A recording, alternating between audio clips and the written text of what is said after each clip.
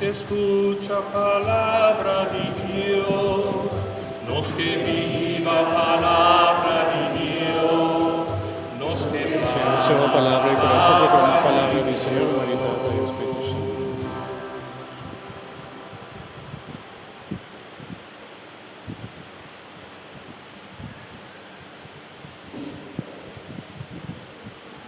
Señor, sea Y con vuestro espíritu. proclamación del Evangelio de Jesucristo según San Juan. Gloria a vos, Señor.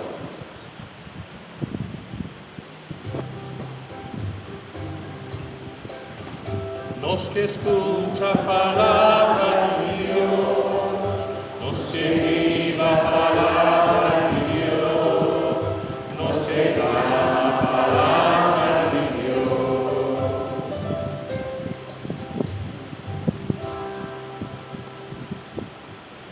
Proviene el fiesta de Pascua.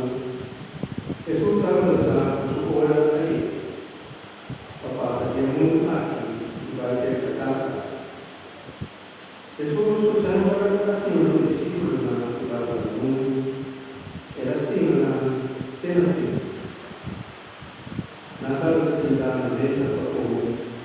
Después ya por el camino que tiene el corazón de Judas, dio Simón Iscariote, el plan para traicionar a Jesús.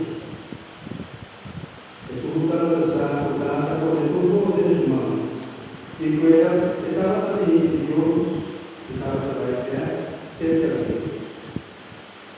Era la confianza que de su padre de arriba, con esa viaje y María a su cintura.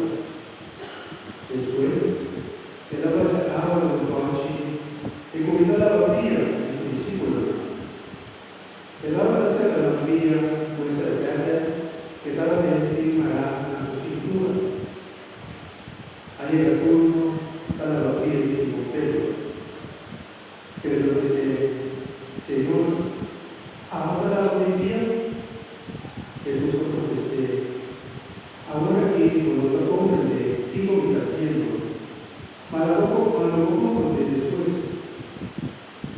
Él le respondió, no, lo logrará mi vida jamás y nunca. Jesús contesté, si de verdad lo confía, cuando no trata de ser nadie.